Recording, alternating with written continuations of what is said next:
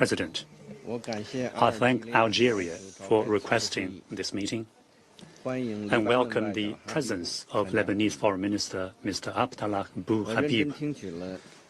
I listened carefully to the briefings by USG DiCarlo and High Commissioner Volker Turk. Thousands of communications devices in Lebanon, including pagers and two-way radios, were detonated remotely and simultaneously. The explosions caused thousands of civilian casualties. China hereby registers profound shock and grave concern over this development. Children playing in the streets lost their eyes. Mothers shopping in supermarkets had their limbs maimed. Doctors on their way to work were critically injured. These and other harrowing scenes are distressing beyond imagination. Remotely detonating communications devices in indiscriminate attacks, causing mass civilian casualties and panic in society, is unheard of in history.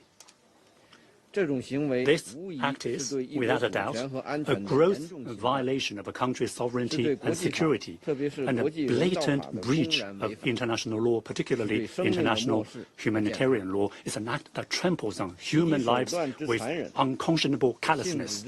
The attacks were so outrageously brutal and atrocious that they deserve nothing less than condemnation in the strongest terms. So far, no one has claimed responsibility for the said attacks, but different parties have come to more or less the same conclusion as to who did it.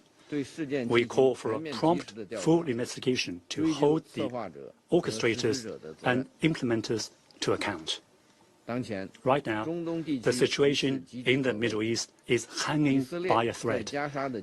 Israel's military operations in Gaza are still ongoing, which have already claimed more than 40,000 Palestinian lives.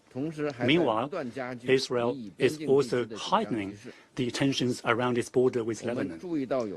We are informed by some analysis that the recent remotely executed attacks are a precursor to major military operations.